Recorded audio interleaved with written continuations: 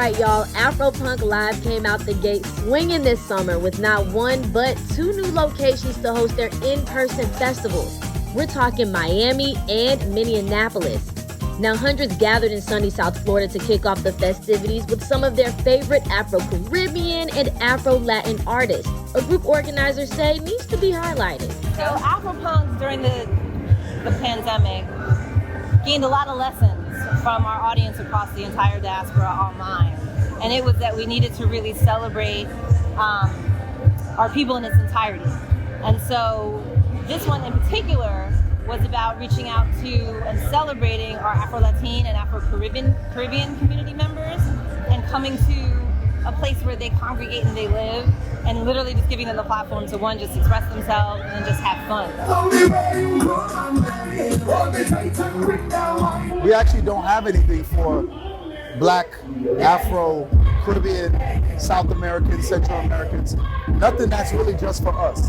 So it feels good to be here to perform and to host. I want people to know about Haitian artists specifically that we are ruthless, we don't take no for an answer, we're very emotional, and we get the job done. And also to add on to that, everything is kind of rooted in insight. So during the pandemic, we held our Planet Afropunk online, and we found that nearly 57% of the people that tuned in came from a South American background, a Latino background. So it was clear to us that this was, especially Miami, it was a market that was underserved, and they really wanted to hear from us and have us essentially shine a light on them and their communities. That was one of the reasons why we decided to step into this territory.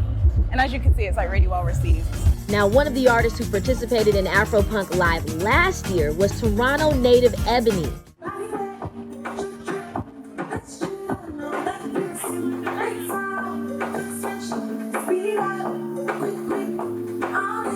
And this year, she was given the opportunity to perform in front of the Afropunk crowd in person for the first time.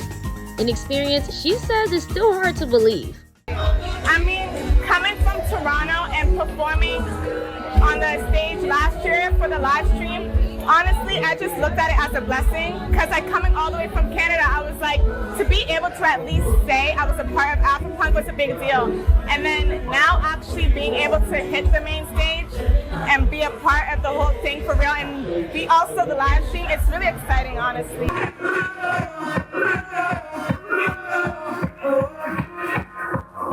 I'm really calm and very shy and mellow, and then when I'm on stage, it's a completely different person. And I feel like I get that from everyone, so that's what I'm just gonna run with. Because I can sit here and say my show's crazy, but everyone says it's complete opposite. I'm from a place where it's like a bunch of different people from all over the world, but I don't think there's not really festivals that really showcase those people and their talent. So again, being part of Afropunk and also bring it to Miami, where there's a lot of Caribbean people and Caribbean roots over here. I mean, it's amazing, honestly. It's like a breath of fresh air, to be honest with you. Because when you don't have to worry about not fitting in or having to change your set or worry about what other people are going to think. You just have to show up and be yourself. And I love that. While all the performers from the weekend have their own unique identity, they have no shame in recognizing other artists who've inspired them throughout their career. I would say African American music has influenced me, number one, because it presents an energy and a feeling that is incomparable to any other type of music, in my opinion, whether it's because I'm melanated or not. I would just say D'Angelo, Lauryn Hill, even reggae, everything, every rapper that I've ever listened to, I would just say it's a blessing to be Black, and Black music makes me even happier to be Black. Too many.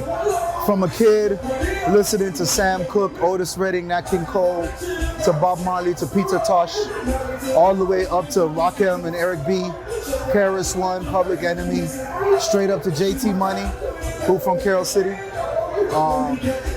to Rick Ross, to when I went to Clark Atlanta, started listening to all the Atlanta artists. And then I went to FAMU for grad school, got in tune with all of that, New Orleans Bounce and Chicago House and Philly and DC Go-Go. Thames, Stefflon Don, Doechii. Dope, she's amazing. Rico Nasty. And again, like everyone I just named, they're just themselves at the end of the day. This weekend, Afropunk heads to Minneapolis, followed by Brooklyn this fall.